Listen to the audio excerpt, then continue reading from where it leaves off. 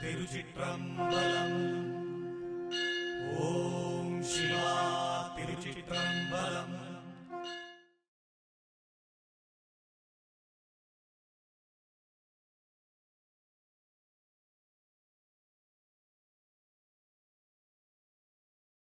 திருச்சிற்றம்பலம். அருள் பரஞ்சோதி தனிப்பெரும் கருணையே. திருச்சிற்றம்பலம். குருவே சரணம். நம சிவாய நம சிவாய நம சிவாய. ಗುರುವೇ ಶರಣಂ. ಶ್ರೀ ಗುರುಮನೆಯಲ್ಲಿ ಇವತ್ತಿನ ದಿನ ಎಲ್ಲ ಗುರುಭಕ್ತರುಗಳಿಗೂ ಹೊಸ ವರ್ಷದ ಶುಭ ಆಶೀರ್ವಾದಗಳು. ಗುರುಮನೆಯ ಮಕ್ಕಳಿಗೆ ಹ್ಯಾಪಿ ನ್ಯೂ ಇಯರ್. ಹೊಸ ವರ್ಷ, ಯುಗಾದಿ ಹಬ್ಬ. ಯುಗಾದಿ ಹಬ್ಬದ ಶುಭ ಆಶೀರ್ವಾದಗಳು. ಯುಗಾದಿ ಹಬ್ಬ ಅಂತ ಹೇಳಿದರೆ ಹೊಸ ವರ್ಷ. ಪ್ರಪಂಚಕ್ಕೆ ಒಂದು ರೀತಿಯ ಹೊಸ ವರ್ಷ. Happy new year. ಜನವರಿ 1. ಭಾರತೀಯರಿಗೆ ಒಂದು ಹೊಸ ವರ್ಷ ಯುಗಾದಿ. ಅದು ಯಾವ ಯುಗಾದಿ? 2 ರೀತಿಯ ಲೆಕ್ಕಾಚಾರ, 2 ರೀತಿಯ ಸ್ಥಿತಿಗಳು. ಒಂದು ಅಮ್ಮನ ಸ್ಥಿತಿ, ಇನ್ನೊಂದು ಅಪ್ಪನ ಸ್ಥಿತಿ. ಅಮ್ಮನ ಸ್ಥಿತಿ ಅಂತೇಳಿದರೆ ಚಂದ್ರ, ಆದ ಕಾರಣ ಚಾಂದ್ರಮಾನ ಯುಗಾದಿ. ಅಪ್ಪನ ಸ್ಥಿತಿ ಅಂತೇಳಿದರೆ ಸೌರಮಾನ, ಸೌರಮಾನ ಯುಗಾದಿ. ಆಗ ನಾವೆಲ್ಲರೂ ಅಮ್ಮನ ಸ್ಥಿತಿಯಲ್ಲಿ ಹೊಸ ವರ್ಷವನ್ನು ಆಚರಣೆ ಮಾಡ್ತಾ ಇದ್ದೇವೆ. ಇದು ದೇಶಕ್ಕೆ, ಸತ್ಯಕ್ಕೆ, ಧರ್ಮಕ್ಕೆ ಬಹಳ ಹತ್ತಿರವಾದ ವಿಚಾರ. ಯಾವುದು? ಈ ಹೊಸ ವರ್ಷ. ಒಂದು ಸತ್ಯದ ದಾರಿಯಲ್ಲಿ ಹೋಗುವವನಿಗೆ, ಒಂದು ಧರ್ಮದ ದಾರಿಯಲ್ಲಿ ಹೋಗುವವನಿಗೆ, ದೇಶದ ಸತ್ಯವನ್ನು ತಿಳಿದವನಿಗೆ, ಭಾರತ ದೇಶದ ಮಣ್ಣಿನ ಸತ್ಯವನ್ನು ತಿಳಿದವನಿಗೆ ಇವತ್ತಿನ ದಿನ ಹೊಸ ವರ್ಷವೇ. ಸತ್ಯವನ್ನು ತಿಳಿದವನಿಗೆ ಮಾತ್ರ. ಆ ಸತ್ಯ ಅಂದರೆ ಏನು? ಶೂನ್ಯ. ಆ ಶೂನ್ಯದಿಂದ ಹೊರಗೆ ಬಂದಂಥ ವಿಚಾರ ಎಲ್ಲವೂ ಮಾಯೆ. ಹಾಗೆ ಮಾಯೆ ಉಗಮವಾದ ದಿನ ಯುಗಾದಿ. ಯುಗದ ಆದಿ. ಯುಗದ ಆದಿ ಆಗಬೇಕು ಅಂತೇಳಿದರೆ ಆದಿಶಕ್ತಿ ಬೇಕು. ಆದಿಶಕ್ತಿ ಇಲ್ಲದ್ರೆ ಯುಗದ ಆದಿ ಆಗುವುದಿಲ್ಲ. ಯುಗದ ಆದಿಯನ್ನು ಹೇಳಬೇಕು ಅಂತೇಳಿದರೆ ಒಂದು ಆದಿಗುರು ಬೇಕು. ಇಲ್ಲದಿದ್ದರೆ ಆದಿಗೋಗಿ ಮುಟ್ಟುವುದಿಲ್ಲ. ಆ ಆದಿಗುರು ಹೇಳಿದಂಥ ವಿಚಾರ. ಯುಗಾದಿಯಿಂದ ಎಲ್ಲ ಹೊಸ ಹೊಸ ಚೈತನ್ಯಗಳು ಪ್ರಕೃತಿ ಸಮೇತವಾಗಿ ಚಿಗುರುತ್ತದೆ ಅಂತೇಳಿ,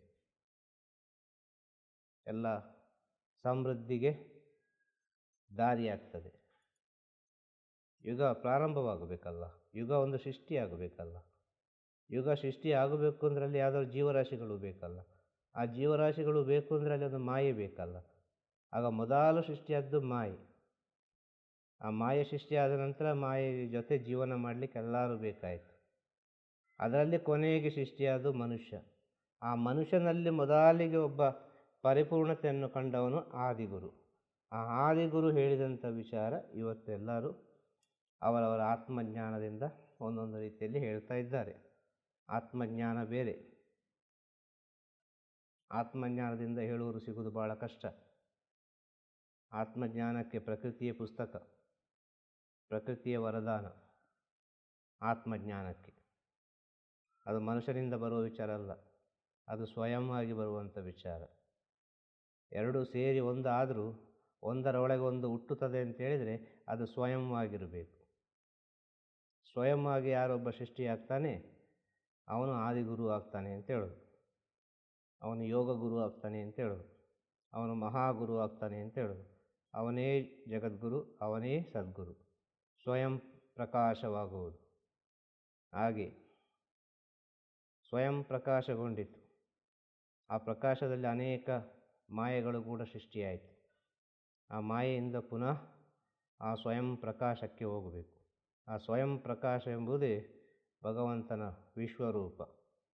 ಆ ಭಗವಂತನ ವಿಶ್ವರೂಪದಲ್ಲಿ ಕಣ್ಣಿಗೆ ಕಾಣಾದ ಜೀವರಾಶಿಗಳಿಂದ ಕಣ್ಣಿಗೆ ಕಾಣುವ ಜೀವರಾಶಿಯಲ್ಲಿವರೆಗೆ ಎಲ್ಲವೂ ಬ್ರಹ್ಮಾಂಡ ಪರಿಪೂರ್ಣವಾಗಿರುವುದು ಭಗವಂತನ ವಿಶ್ವರೂಪ.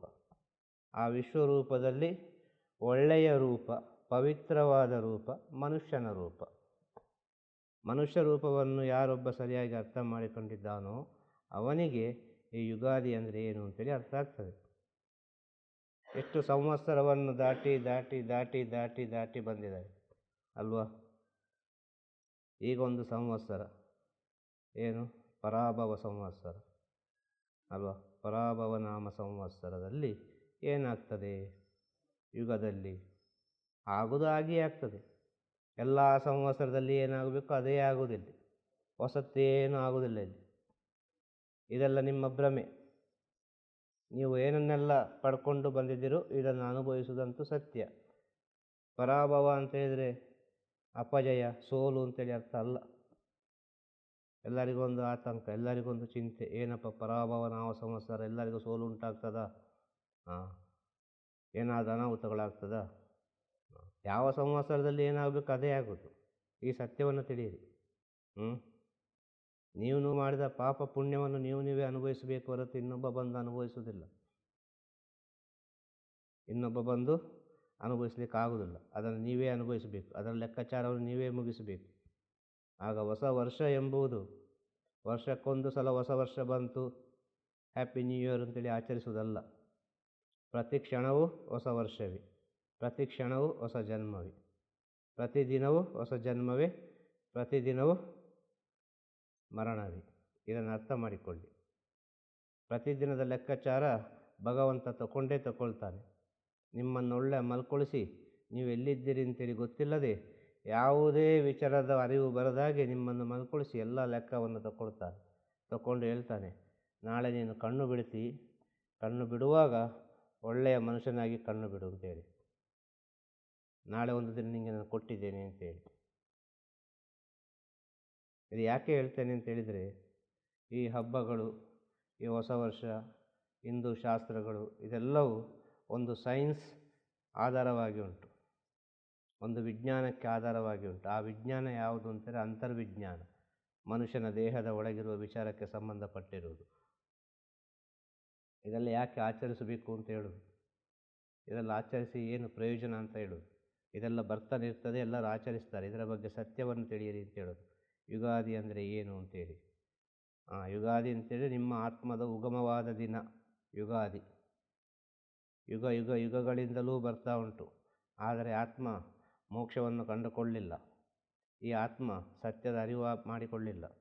ಈ ಆತ್ಮ ಸತ್ಯದ ಅರಿವು ಮಾಡಿಕೊಂಡ್ರೆ ಎಲ್ಲ ದಿನವೂ ಹೊಸ ವರ್ಷವೇ, ಯುಗಾದಿಯೇ, ಹೊಸ ಜನ್ಮವೇ. ನೀವು ಪವಿತ್ರವಾದವರೇ. ನೀವು ಈ ಪ್ರಕೃತಿ ಯಾರಿಗೆಲ್ಲ ಹೇಗೆಲ್ಲ ಸಹಾಯ ಮಾಡ್ತದೆ ಅಂದರೆ, ಪ್ರಕೃತಿ ಪ್ರತಿಯೊಬ್ಬನಿಗೂ ಬೇಕು. ಆದರೆ ಒಂದೊಂದು ರೀತಿಯಲ್ಲಿ ಆ ಪ್ರಕೃತಿಯನ್ನು ಹೆಚ್ಚಾಗಿ ಪ್ರೀತಿಸ್ತಾರೆ ಒಬ್ಬೊಬ್ಬರು ಅಲ್ವಾ. ಧ್ಯಾನ ಮಾಡುವ, ಯೋಗ ಮಾಡುವ ಪ್ರಕೃತಿಯನ್ನು ಪೂಜಿಸುವ ವಿಧಾನವೇ ಬೇರೆ. ಒಬ್ಬ ಬಿಸ್ನೆಸ್ ಮಾಡುವ ಪ್ರಕೃತಿಯನ್ನು ಪೂಜಿಸುವ ವಿಧಾನವೇ ಬೇರೆ. ವ್ಯತ್ಯಾಸಗಳುಂಟು ಇಲ್ಲಿ ಅಲ್ವಾ. ಹಾಗೆ ಪ್ರಕೃತಿ ಹೇಗೆ ಮನುಷ್ಯನಿಗೆ ಹತ್ತಿರವಾಗಿ ಉಂಟು, ಮನುಷ್ಯನನ್ನು ಬಿಟ್ಟಿಲ್ಲವೋ, ಮನುಷ್ಯನಿಂದ ಪ್ರಕೃತಿಯನ್ನು ಬಿಡಲಿಕ್ಕೆ ಆಗುವುದಿಲ್ಲವೋ, ಹಾಗೆ ನಿಮ್ಮ ಒಳಗೆ ಪವಿತ್ರವಾದ ಒಂದು ಸ್ಥಿತಿ ಬಂದರೆ, ಸತ್ಯದ ಸ್ಥಿತಿ ಬಂದರೆ, ಪವಿತ್ರವಾದ ಮನಸ್ಸಾದರೆ 10 ಜನರ ಹೃದಯದಲ್ಲಿ ನೀವು ಸದಾ ನೆಲೆಸಿರ್ತೀರಿ. ಇದುವೇ ಸತ್ಯದ ಅರಿವು.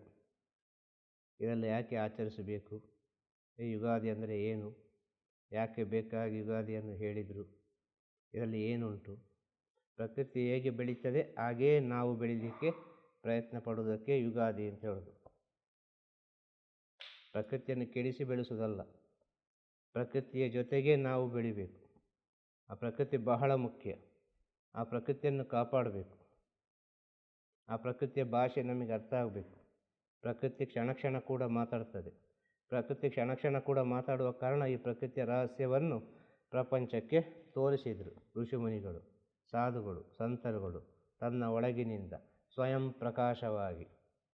ಹಾಗೆ ಸ್ವಯಂ ಪ್ರಕಾಶವಾಗಬೇಕು ಎಲ್ಲ ಭಕ್ತಾದಿಗಳು, ಎಲ್ಲರೂ ಶಿಷ್ಯಂದರು ಸ್ವಯಂ ಪ್ರಕಾಶವಾಗಬೇಕು. ಯಾವುದೇ ಗುರು ಭಕ್ತರುಗಳಿರಲಿ, ಯಾವುದೇ ಗುರುವಿನ ಶಿಷ್ಯಂದಿರಲಿ, ಸ್ವಯಂ ಪ್ರಕಾಶವಾದರೆ ಅದು ಈ ಪ್ರಪಂಚಕ್ಕೆ ಹೊಸ ವರ್ಷವನ್ನೇ ಸೃಷ್ಟಿ ಮಾಡ್ತದೆ. ಖಂಡಿತವಾಗಿಯೂ ನಿಮ್ಮಿಂದ ಒಂದು ಚರಿತ್ರೆಯನ್ನೇ ಬರೀಲಿಕ್ಕೆ ಆಗ್ತದೆ ಅಂತ ಹೇಳೋದು.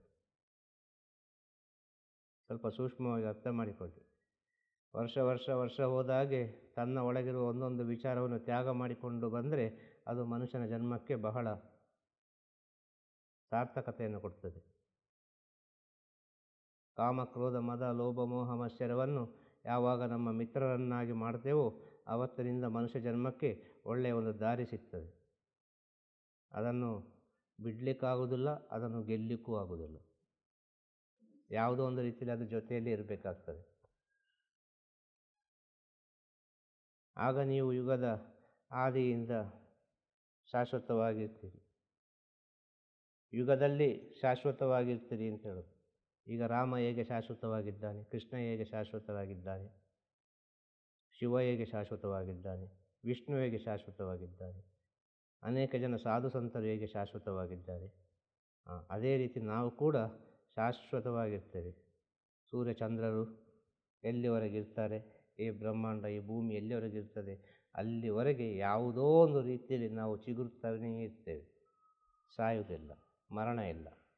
ಅದೇ ಹೇಳೋದು, ಆತ್ಮಕ್ಕೆ ಇಲ್ಲಿ ಮರಣ ಇಲ್ಲ, ದೇಹಕ್ಕೆ ಮರಣ. ದೇಹ ಬೇರೆ ಬೇರೆ ಬೇರೆ ಬೇರೆ ರೂಪವನ್ನು ತಾಳ್ತದೆ. ದೇಹ ಆತ್ಮ ಬೇರೆ ಬೇರೆ ಬೇರೆ ರೂಪದಲ್ಲಿ ಆಸೆಯನ್ನು ಮುಗಿಸಿಕೊಂಡೇ ಹೋಗ್ತದೆ. ಅದರ ಆಸೆಗಳು ಏನೆಲ್ಲ ಉಂಟು ಎಲ್ಲವನ್ನೂ ಮುಗಿಸ್ತದೆ.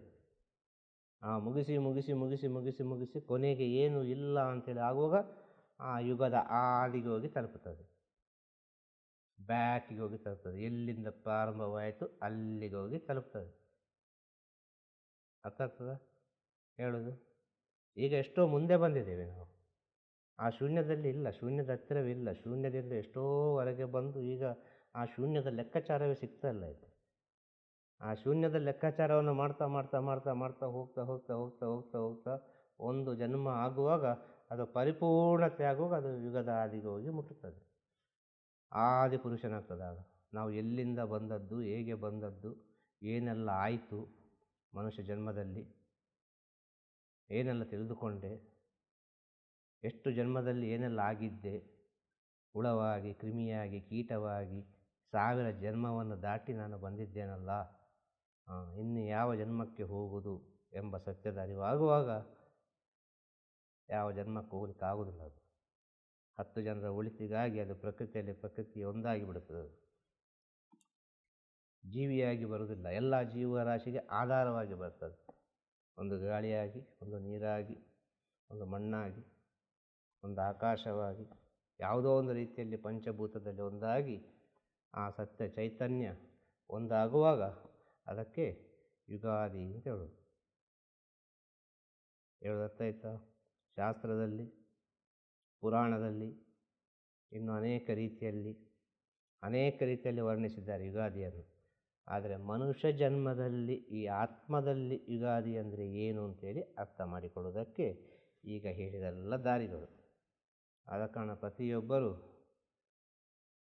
ಮನುಷ್ಯ ಜನ್ಮದ ಒಳಿತಿಗೆ ಬೇಕಾಗಿ, ಮನುಷ್ಯ ಜನ್ಮದ ಸಾರ್ಥಕತೆಗೆ ಬೇಕಾಗಿ ಮುಂದಿನ ಜನ್ಮ ಅಂತ ಇದ್ದರೆ ಅದು ಪವಿತ್ರ ಜನ್ಮವಾದ ಮನುಷ್ಯ ಜನ್ಮದಲ್ಲೇ ಬರಲಿಕ್ಕೆ ಬೇಕಾಗಿ ಶರಣಾಗತಿಯಿಂದ, ಬಹಳ ನಂಬಿಕೆಯಿಂದ ಗುರುವಿನ ಸೇವೆಯನ್ನು ಮಾಡ್ತಾ ನಿಮ್ಮ ಅಂತರಾತ್ಮದ ಅಜ್ಞಾನವನ್ನು, ಆ ಕಲ್ಮಶವನ್ನು ಹೊರಗೆ ಹಾಕಿ ಸ್ವಲ್ಪ ಸ್ವಲ್ಪ ಸ್ವಲ್ಪ ಜ್ಞಾನವನ್ನು ಬೆಳೆಸಿ ಈ ಪ್ರಪಂಚಕ್ಕೆ ಒಂದು ಒಳ್ಳೆಯ ದಾರಿದೀಪ ಆಗಿ ಅಂತ ಹೇಳೋದು.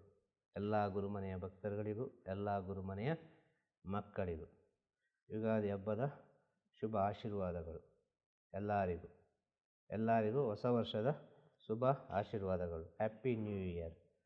ಯಾರಿಗೆ? ಗುರುಮನೆಯ ಭಕ್ತರಿಗೆ, ಗುರುಮನೆಯ ಮಕ್ಕಳಿಗೆ. ಎಷ್ಟೇ ಹೇಳೋದು, ಎಲ್ಲರಿಗೂ ಒಳ್ಳೆಯದಾಗಲಿ, ಎಲ್ಲರಿಗೂ ಆರೋಗ್ಯ ಚೆನ್ನಾಗಿರಲಿ. ಆರೋಗ್ಯ ಹೊಂದಿದ್ದರೆ ಎಲ್ಲವನ್ನು ಪಡ್ಕೊಳ್ಬೋದು. ಆರೋಗ್ಯ ಕೆಟ್ಟು ಹೋಯಿತು, ಯಾವುದನ್ನು ಪಡ್ಕೊಳ್ಳಿಕ್ಕಾಗೋದಿಲ್ಲ. ಆರೋಗ್ಯ ಚೆನ್ನಾಗಿರಬೇಕಾ? ಏನು ಮಾಡಬೇಕು? ಹೊತ್ತೊತ್ತಿಗೆ ಊಟ ಮಾಡಬೇಕಾ? ಹೊತ್ತೊತ್ತಿಗೆ ನಿದ್ರೆ ಮಾಡಬೇಕಾ? ಅಲ್ಲ, ಒಳ್ಳೊಳ್ಳೆಯ ವಿಚಾರವನ್ನು ಆಲೋಚನೆ ಮಾಡಬೇಕಾ? ಹೇಗೆ ಆರೋಗ್ಯ ಚೆನ್ನಾಗಿರೋದು? ಇಲ್ಲಿ ವಿಷಯ ಇರೋದು. ಆರೋಗ್ಯ ಚೆನ್ನಾಗಿರಬೇಕಾ? ನಿಮ್ಮ ಮನಸ್ಸಿನಲ್ಲಿರುವ 1000 ಆಲೋಚನೆಗಳನ್ನು ತೆಗೆದು ಹೊರಗೆ ಬಿಸಾಡಿ, ಭಾಳಷ್ಟು ಫ್ರೀಯಾಗಿ, ಹಗುರವಾಗಿ ಅವರಿವರ ಚಿಂತೆ ಮಾಡಬೇಡಿ. ನಿಮ್ಮ ಒಳಗೆ ಸದ್ಗುಣವನ್ನು ಬೆಳೆಸಿ. ಒಬ್ಬರ ಮುಖವನ್ನು ನೋಡುವ ನಗು ಬರಲಿ ನಿಮಗೆ. ಒಬ್ಬರನ್ನು ನೋಡುವಾಗ ಒಂದು ಗೌರವವಾದ ಭಾವನೆ ಬರಲಿ. ನಿಮ್ಮ ಒಳಗೆ ಅನೇಕ ರೀತಿಯ ಸದ್ಗುಣ ಹಂತವಾಗಿ ಬೆಳೀತಾ ಹೋಗುವಾಗ ಪ್ರಕೃತಿ ನಿಮ್ಮ ಜೊತೆಗೆ ಇದ್ದುಕೊಂಡು ಏನು ಔಷಧ ಬೇಕು ಔಷಧ ಕೊಡ್ತಾನೆ ಇರ್ತದೆ. ಅದು ಸದ್ಗುಣಕ್ಕಿರುವ ಬೆಲೆ, ಅದಕ್ಕಿರುವ ಮೌಲ್ಯ ಬೆಲೆ ಕಟ್ಟಲಿಕ್ಕೆ ಆಗೋದಿಲ್ಲ. ಕೊನೆಗೆ ಅದರ ಬೆಲೆ ಹೆಚ್ಚಾಗ್ತಾ ಹೋಗ್ತಾ ಅದು ಪ್ರಕೃತಿ ಆಗುವಾಗ ಆ ವ್ಯಕ್ತಿಯನ್ನು ಏನು ಹೇಳ್ತಾರೆ ಗೊತ್ತಾ? ದೇವತಾ ಮನುಷ್ಯ ಅಂತ ಹೇಳ್ತಾರೆ, ಚಿನ್ನದಂಥ ವ್ಯಕ್ತಿ ಅಂತ ಹೇಳ್ತಾರೆ, ಒಂದು ಗುರು ಅಂತ ಹೇಳ್ತಾರೆ. ಇದೆಲ್ಲ ಸಾಧನೆ ಸಿದ್ಧಿ ಗಿದ್ದಿಲೆಲ್ಲ ಬರೋದಿಲ್ಲ, ಇದೆಲ್ಲ ಗುಣದಲ್ಲಿ ಬರೋದು. ಆ ಗುಣವನ್ನು ಬೆಳೆಸಿ ಅಂತ ಹೇಳೋದು. ಆ ಪವಿತ್ರವಾದ ಸ್ಥಿತಿಯಾದ ಗುಣ ಯಾವತ್ತು ನಿಮ್ಮಲ್ಲಿ ಬೆಳೀತದೆ, ಆವಾಗ ನಿಮ್ಮ ಆರೋಗ್ಯ ಚೆನ್ನಾಗಿರ್ತದೆ. ಇದು ಮನುಷ್ಯನಿಗೆ ಯಾವುದು ನಿಲ್ಲುವುದಿಲ್ಲಲ್ಲ, ಎಲ್ಲ ಓಡ್ತಾನೆ ಇರ್ತದೆ. ಆ ಓಡಬಾರ್ದು, ಅವಶ್ಯಕತೆ ಇಲ್ಲ. ನೀವೇನು ಮಾಡಬೇಕಾದ ಅವಶ್ಯಕತೆ ಇಲ್ಲ. ನೀವು ಶುದ್ಧವಾಗಿ ಮೊದಲು. ಇನ್ನೊಬ್ಬರ ಅಶುದ್ಧದ ಬಗ್ಗೆ ನೋಡ್ಲಿಕ್ಕೆ ಹೋಗಿ ನೀವೇ ಅಶುದ್ಧ ಆಗ್ತಾ ಇದ್ದೀರಿ ಅಂತೇಳಿ ನಿಮಗೆ ಅರಿವಿಲ್ಲ ಅಂತೇಳಿ ನಿಮ್ಮ ಶುದ್ಧತೆ ಇಲ್ಲಿ ಕಳೆದು ಹೋಗ್ತಾ ಉಂಟು. ಇನ್ನೊಬ್ಬರ ಸ್ಥಿತಿಯನ್ನೆಲ್ಲ ನೋಡ್ತಾ ನೀವೇ ಅಶುದ್ಧವಾಗ್ತಾ ಇದ್ದೀರಿ. ಇಲ್ಲಿ ಬೇರೆ ಎಂತ ಆಗಲಿಕ್ಕೆ ಸಾಧ್ಯ? ಕೆಸರಿಗೆ ಕೈ ಹಾಕಿದರೆ ಕೈ ತೊಳಿಲೇಬೇಕು ಅಲ್ವಾ? ವಾಸನೆ ಬರುವ ಸ್ಥಳಕ್ಕೆ ಹೋದರೆ ಆ ವಾಸನೆಯನ್ನು ಸ್ವೀಕರಿಸಲೇಬೇಕು. ಪರಿಮಳ ಬರುವ ಸ್ಥಳಕ್ಕೆ ಹೋದರೆ ಆ ಪರಿಮಳವನ್ನು ಸ್ವೀಕರಿಸಲೇಬೇಕು. ಗಂಧದ ಮರದ ಅಡಿಯಲ್ಲಿ ಇದ್ದರೆ ಏನಾಗ್ತದೆ? ಸ್ವಲ್ಪ ಯೋಚನೆ ಮಾಡಿ. ಗಂಧದ ಪರಿಮಳಕ್ಕೂ ಕೆಸರಿನ ಪರಿಮಳಕ್ಕೂ ವ್ಯತ್ಯಾಸ ಉಂಟು. ಗಂಧದ ಮರದ ಅಡಿ ಎಂದರೆ ಗಂಧದ ಮರದ ಅಡಿಯಲ್ಲಿ ಕೂತ್ಕೊಳ್ಳೋದಲ್ಲ ಅದಕ್ಕರ್ಥ. ಗಂಧದ ಜೊತೆ ಯಾವಾಗಲೂ ಅರ್ದುಕೊಂಡು ನಾವು ಜೀವನ ಮಾಡ್ತೇವೆ ನೋಡು, ಶ್ರೀಮನ್ನಾರಾಯಣ ಅಂತ ಹೇಳಿಕೊಂಡು. ಆ ಪರಿಮಳ ಬರಬೇಕಾದ್ರೆ ಎಷ್ಟು ಹೊತ್ತು ಬೇಕು ಅಲ್ವಾ? ಸ್ವಲ್ಪ ಯೋಚನೆ ಮಾಡಿ ಜನ್ಮವನ್ನು. ಅಷ್ಟು ಪವಿತ್ರವಾದ ಜನ್ಮ. ಈ ಜನ್ಮದಲ್ಲಿ ಬೇಕಾದ್ದು ಸದ್ಗುಣಗಳು ಮಾತ್ರ, ಪವಿತ್ರತೆ ಮಾತ್ರ, ಶುದ್ಧತೆ ಮಾತ್ರ. ನೀವು ಮಾಡುವ ಎಲ್ಲ ಕೆಲಸ ಕಾರ್ಯಗಳು ಜಯವಾಗ್ತದೆ ಆಟೋಮೆಟಿಕ್ಕಾಗಿ. ನೀವೇನು ಕೇಳ್ತೀರಿ, ನೀವು ಶುದ್ಧದಿಂದ ಏನು ಕೇಳ್ತೀರಿ ಅದು ಭಗವಂತ ಕೊಡ್ತಾನೆ. ಆಸೆಯಿಂದ ಕೇಳಬೇಡಿ, ಯಾವುದೂ ಸಿಗೋದಿಲ್ಲ, ನಿಮ್ಮಿಂದ ದೂರ ಹೋಗ್ತದೆ. ಇದಕ್ಕೆಲ್ಲ ಮುಖ್ಯವಾಗಿ ಆರೋಗ್ಯ. ಒಂದು ಒಳ್ಳೆಯ ಜ್ಞಾನಿಯಾಗಬೇಕು, ಒಂದು ಒಳ್ಳೆಯ ಯೋಗಿಯಾಗಬೇಕು, ಒಳ್ಳೆ ಸಾಧನೆ ಮಾಡಬೇಕು, ಒಳ್ಳೆ ಗುರುಸೇವೆ ಮಾಡಬೇಕು ಅಂದರೆ ಆರೋಗ್ಯ ಬಹಳ ಮುಖ್ಯ. ಯಾವುದೇ ಪೂಜೆ ಪುನಸ್ಕಾರ ಮಾಡ್ತಿರೋ, ಧ್ಯಾನ ಮಾಡ್ತಿರೋ, ಯೋಗ ಮಾಡ್ತಿರೋ ಗೊತ್ತಿಲ್ಲ, ಆರೋಗ್ಯವನ್ನು ಕಾಪಾಡಿಕೊಳ್ಳಿ. ಆರೋಗ್ಯವನ್ನು ಕಾಪಾಡಿಕೊಳ್ಳಲಿಕ್ಕೆ ಸುಲಭವಾದ ಒಂದು ಮಾರ್ಗ ಹೇಳಿದೆ ಈಗ. ಯಾವುದೇ ಔಷಧ ಬೇಡ ಇದಕ್ಕೆ. ಇದು ಯಾವತ್ತು ಹ್ಯಾಪಿನೆಸ್ಸೇ. ಮುಖದಲ್ಲಿ ಯಾವತ್ತು ನಿಮ್ಮಲ್ಲಿ ನಗು ಉಂಟು ಅಲ್ಲಿವರೆಗೆ ನಿಮ್ಮ ಬ್ರೈನ್, ನಿಮ್ಮ ಬುದ್ಧಿಶಕ್ತಿ ಹೆಚ್ಚಾಗ್ತದೆ. ನಿಮ್ಮ ಮುಖದಲ್ಲಿ ನಗು ಇಲ್ಲವಾ, ಡೆಫಿನೆಟ್ಟಾಗಿ ನಿಮ್ಮ ಬುದ್ಧಿಶಕ್ತಿ ಹೆಚ್ಚಾಗುವುದಿಲ್ಲ. ಇದು ಪರಮ ಸತ್ಯ. ನಗುವಲ್ಲಿರುವ ದೊಡ್ಡ ರಹಸ್ಯ ಇದು. ನಿಮಗೆ ಗೊತ್ತಾಗುವುದಿಲ್ಲ ಇದು. ಮಗು ಹುಟ್ಟಿದ ಕೂಡಲೇ ಅದು ಮೊದಲು ವ್ಯಕ್ತಪಡಿಸುವ ವಿಚಾರ ಏನು ಅಂತೇಳಿದರೆ ನಾಲಿಗೆಯನ್ನು. ಒಂದು ಮಗು ಹುಟ್ಟಿದ ಕೂಡಲೇ ಕಾರಣ ಏನು? ಅಮ್ಮನಿಂದ ಹಾಲು ಕುಡಿಬೇಕು ಅಲ್ವಾ? ಅದು ಆಟೋಮೆಟಿಕ್ ಆ ನಾಲಿಗೆ ಕೇಳ್ತದೆ ಅಮ್ಮನ ಒಂದು ಆ ಜ್ಞಾನಾಮೃತವನ್ನು. ಅಮ್ಮನ ಒಂದು ಅಮೃತ ಅದು ಬೇಕು ಅಂತೇಳಿ. ಆಗ ಮೊದಲು ಕೆಲಸ ಮಾಡೋದು ಯಾವುದು? ನಮ್ಮ ಬಾಯಿ ಅಲ್ವಾ? ಸಣ್ಣ ಮಗು ಇರುವಾಗ ಸ್ವಲ್ಪ ಯೋಚನೆ ಮಾಡಿ.